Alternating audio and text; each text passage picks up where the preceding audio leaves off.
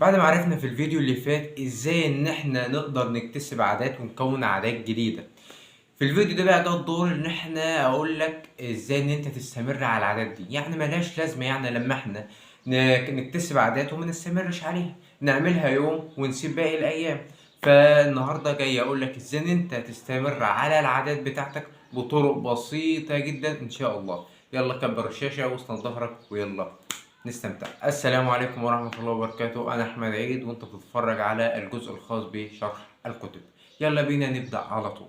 في كتاب العادات الذرية قال إنه في 4 حاجات بتكون وتخليك إن أنت تستمر في العادات دي. ببساطة هو إن أنت تجعلها واضحة، شكل بقى واضحة قدامك كده على طول. تاني حاجة تخليها جذابة. تالت حاجة اللي انت تخليها سهلة، اجعلها سهلة. لازم ان انت ليك في كل مكان فعل معين، يعني مثلا على السرير ده فعل للنوم، يعني انت دماغك عارف ان السرير ده للنوم. صفة الطعام للأكل أو للطعام اللي أنت بتاكل عليه. التلفزيون والكنبة اللي قدام التلفزيون، لما تقعد على الكنبة والتلفزيون قدامك كده والشاشة قدامك، خلاص بقى جسمك عارف إن ده وقت الراحة والأنتخة والحاجات الحلوة دي كلها. المطبخ لوقت تجهيز الطعام. فلكل مكان ليه فعل معين. فانت عشان تكتسب عادة جديدة لازم تخلي لها مكان واضح، ان انت تروح المكان ده على طول، دايركشن كده على طول ان المكان ده للفعل المعين. يعني ما ينفعش تلخبط الحاجات في بعض. ما ينفعش ان انت بقى على السرير المفترض ان هو للنوم، ان انت على السرير بقى قاعد تلعب على السرير، بتشتغل على السرير، بتاكل على السرير. يعني غالبا المصريين كلهم حياتهم على السرير، وده غلط. ان انت لكل مكان معين فعل معين. فده حتى لما تلاقي مثلا لما انت رايح الشركه، انت دماغك على طول انا رايح دلوقتي الشركه، متجه على الشركه دي مكان، المكان ده للشغل. ما ينفعش في الشركه تعمل فيه اي حاجه بعيدا عن الشغل. انت دماغك في الشركه بقى انا في الشغل. ما ينفعش مثلا اكلم زميلي اهزر اطلع بره وانا في الشركه. مش هينفع، الشركه مكان للشغل. فدماغك ربط على طول ان الشركه مكان للشغل، وقيس ده على بقيه الحاجات. السرير للنوم، التلفزيون والكنبه اللي قدامها بقى دي اللي انا استريح فيها. السفرة بتاع الترابيزة اللي هي بتاع الطعام، والسفرة بتاع الطعام دي بقى للأكل، وهكذا. لكل مكان ده ليه الفعل بتاعه. حتى لما انت مثلا تيجي على السرير مثلا ده للنوم، لما تيجي تلعب عليه دماغك انت في الطبيعي انه نوم بقى للسرير. بقى انت قاعد على السرير مريح ليه؟ عشان دماغك على طول السرير ده للنوم. تيجي انت تلعب عليه او لك تيجي مثلا انت تاكل عليه، فدلوقتي انت لخبطت الاشارات بتاع دماغك. هو مش عارف ان انت هتنام، ولا اللي انت هتشتغل، ولا انت هتعمل ايه بالظبط. فانت دماغك اتلخبط. فبتلاقي نفسك كده مثلا انت قاعد على السرير وراقد مريح، شويه بشويه بشويه تروح نايم، مع انك انت بعصر ان انت هتشتغل. بس ده مكان ايه؟ مكان النوم. فانا المفروض اعمل ايه؟ هنام. ده دماغك يعني بيقول لك ان هو بقى حاطط ان ده في للسرير للنوم، وانت تروح جاي تشتغل عليه. فدماغك مش عارف يربط. السفرة اللي هي بتاع الاكل، لو انت جيت مثلا دي مخصصة للاكل، انت جاي مثلا يا عم تاكل عليه. لو جيت ان انت تشتغل عليه، مثلا جيت مثلا تقعد على السفرة ابقى اشتغل شوية، هتلاقي نفسك ان انت جعان، مع انك انت مثلا بقى واكل بقى قبلها بساعة ولا باتنين، بس انت جعان. ليه؟ عشان اللي شاف السفرة تخيل الاكل على طول، ده مكان الاكل يا معلم. فدماغك بيبعت اشارات، يلا بيبعت اشارات لجسمك انا جعان دلوقتي وعايز اكل. فعشان ربط المكان انه ده مكان بتاع الاكل، فانت تلاقي نفسك ان انت جعان مع انك انت لسه واكل من ساعه، انت شبعان يعني. انت لسه واكل من ساعه مع انك بتحس ان انت او بقى عندك شعور كده ان انت تبقى جعان. فالشعور ده مش بيحصل ليه؟ عشان انت كده لخبطت الاشارات. حتى لما النوم، حكايه النوم بقى عندك ارق. ليه دلوقتي حصل اللي هو بقى تسمع مشاكل الارق، وتسمع مشاكل اللي هو عنده بقى اجهاد في النوم؟ عشان انت بقى على السرير، كل حاجتك يعتبر على السرير. فدماغك لما داخل في انت لما تقعد على السرير عشان تنام ما بتنامش. فدماغك ليه بقى؟ عشان عارف ان انت بقى قاعد على السرير بتاكل وبتشتغل وبتنام، بتعمل كل حاجه على السرير. ففي ظهرت مشاكل اللي هي الاجهاد، مشاكل الارق بقى. انت بقى واحد تسمع دلوقتي عن مشاكل الارق، كان زمان مفيش حاجه اسمها الاجهاد ولا الارق ولا الحاجات دي كلها، ان انت بداخل على السرير يلا سرير للنوم على طول. دلوقتي يا عم جايبين لك شاشه في غرفه النوم، جايبين لك جايبين لك شاشه في اوضه النوم، يقول لك وانا راقد على السرير كده اتفرج على التلفزيون، يا سلام.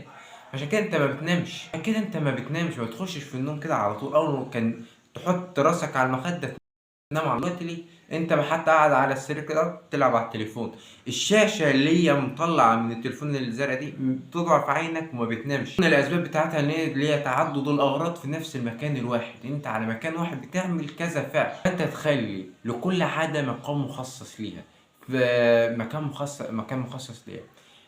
وبيقول لك فكرة حلوة كمان عشان انت تلتزم بالعادة بتاعتك او بالفعل اللي انت تعمله ده، قول سوف افعل العادة الفلانية في الوقت الفلاني في المكان الفلاني. يعني مثلا لو انت مثلا على سبيل المثال لا هتلعب رياضة يعني، فسوف اتمرن في الصباح الساعة 8 مثلا في الجيم، فانت قلت كده سوف افعل في الوقت في المكان، تحدد التلاتة دول وان شاء الله هتستمر عليه. يعني انت مثلا في الساعه 8 انا عندي جيم واروح الجيم عشان اتمرن، فانت كده حددت ايه، حددت الوقت بتاعك. تمام. اتمنى اللي هي تكون خليها واضحه دي. القانون الاول هو اجعلها واضحه تكون سهله، ان انت تخلي لكل عاده مكان. واللي هي قلنا الخطوره بتاعتها اللي هي بتاع اهم حاجه اللي هي خطوره النوم دي، اللي هي على السرير للنوم مش على اي افعال تانية. تمام. اتخذي. القانون الثاني وهو اجعلها جذابة. تلاقي كده مثلا لما عندك شركات لما تيجي تعلن عن المنتج بتاعها بتجيب بقى ممثلين وتخلي الشركات وتخلي المنتج بتاعها طالع بشكل جميل جدا وتجذب الانتباه على طول، بقى انت عايز تشتري المنتج ده صح. فانت بالتالي عاوز تكتسب عادة خليها جذابة زي ما الشركات بتعمل مع المنتجات بتاعتها. يعني مثلا ما حصلتش معاك لما انت تيجي تشتري مثلا حاجة من على النت مثلا اونلاين، مثلا قميص مثلا، فتلاقي بقى القميص او الجاكيت اللي انت هتشتريه ده خرافي، شكله بقى جامد بقى كده وواحد لابسه وشكله جميل ومعرفش ايه والكلام الحلو ده، ولما تيجي في الواقع عشان تشتريه تلاقي ادب هو مش الجاكيت ده اللي انا لسه شايفه مع النت. فتلاقي ان انت ايه بقى، اللي انت شايفه مع النت حاجة وفي الواقع حاجة تانية. ليه بقى على النت حاجة اللي جذب الانتباه على طول، الجاكيت ده شكله جميل، ده يناسبني انا، ده على طول لازم اروح اشتريه. فعلى طول يا باشا تدفع فلوس وتروح تشتريه. فجذبتك ولا لا، شدتك ولا لا. فانا عاوز العادة اللي انت تكتسبها عشان تستمر عليها تكون عادة جذابة، لازم تبقى عادة جذابة عشان انت تقدر تستمر عليها. هو الدوبامين، هرمون الدوبامين عندك بيفرز لما تكون انت حاسس بالسعادة او لما يكون عندك شعور بالسعادة. فهرمون الدوبامين ده بيفرز عندك لما تكون عاوز رغبة في شيء معين. يعني مثلا في وجبة كنتاكي جاية يعني مثلا في وجبة بقى فراخ مشوية جاية لك دلوقتي ومعرفش ايه والحاجات الحلوة دي كلها والبهارات والشكل الجميل ده، فانت شعورك عشان تروح تاكل الفراخ دي الدوبامين بيفرز عندك، بقى عندك شعور وفرحة غير طبيعية. لما تلاقيش الشعور ولا الفرحة ده او هرمون الدوبامين لما عندك الشعور الفرحة ده بيفرز بكميات كبيرة جدا، اما اثناء ما انت ما بتاكل الفراخ دي تحس ان انت مش مبسوط الانبساط اللي هو كان في الاول. انت فاهمني؟ يعني ما تلاقيش الدوبامين عندك بيفرز بنفس الصورة، تلاقي اقل شوية كده وانت بتاكل الفراخ. بعد ما تخلص الفراخ عادي يعني تحس ان انت يعني ما مش الحاجة الواو قوي يعني، صح؟ حصلت لك كتير.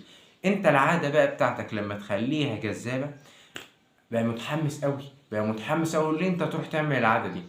ولكن معظم العادات اللي هي الإيجابية أو معظم العادات اللي هي الصحيحة أو العادات، ولكن معظم الألعاب بحاجة تانية تلعب على دماغك مثلا بيحب إن هو يلعب لعبة الفلانية أو بيحب اللي هو يعمل الحاجة الفلانية، فدماغك بيحب حاجة معينة وأنت عاوز تعمل حاجة معينة تفيدك أنت، او عايز تعمل حاجة معينة انت محتاج لها ودماغك بيحب حاجة تانية، فتربطها ببعض تقول انا اعمل حاجة الفلانية اللي هي تعتبر مهمة بالنسبة لي وانت يا عم دماغي لما وانت يا عم، انت بتكلم دماغك طبعا. فانا اعمل حاجه المهمه ليا بالنسبه لي وانا اظبطك في الاخر. بس لما نخلص الحاجه المهمه دي انا هظبطك في الاخر واعمل لك الحاجه اللي انت نفسك فيها.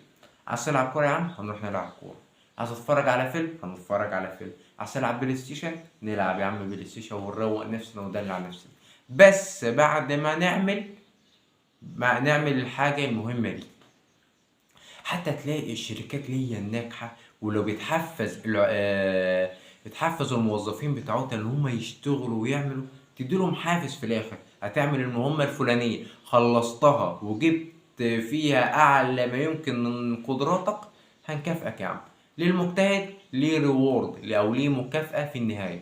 فانت مشي العملية دي بالنسبة لك. انا عايزة مثلا لاني اتمرن، فانا بقول بعد التمرين بعد ما اتمرن يا عم هعمل الحاجه الفلانيه. فدماغك يقول لك ايه؟ بعد التمرين هيتفرج على ماتش كوره، الحاجه دي بحبها، ده عقلك كان بيقول ده ماتش كوره ده انا بحب اتفرج على الكوره واستمتع بيها. تمام، فانا هتمرن. انت تتمرن وانت عارف ان التمرين ده مثلا حاجه صعبه مثلا بالنسبه لك، تكافئ نفسك وتكافئ عقلك بالمعنى صح يعني، تتفرج على ماتش كوره.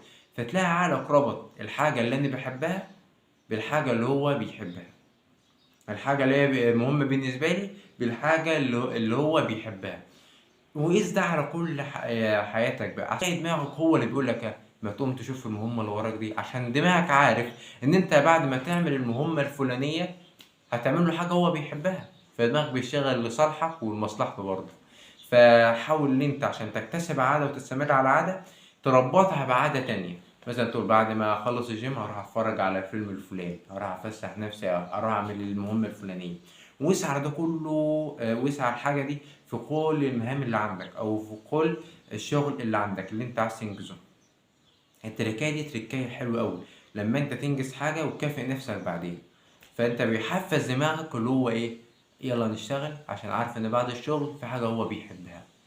فدي التركايه اللي انت عشان تستمر على العادات بتاعتك. هتلاقي ان دماغك بيربط فانت لو طبقت القانونين دول هتلاقي ان دماغك بيربط المكان بالشغل. بعد ان في المكان ده في الشغل فتقول لدماغك ركز بقى في الشغل اللي انا الشغل ده، فدماغك هيديلك كله تركيزه هيديهولك. فتلاقي ان انت مركز بتنجز في وقتك، وهتلاقي ان انت بقى سريع، يلا يلا انا عايز اخلص المهمه دي بسرعه عشان اروح اعمل الحاجه اللي انا بحبها. والشركات وكل حاجة ناجحة، وكل الشركات وكل حاجة ناجحة في المجال اللي هي فيها بتستخدم الطريقة دي.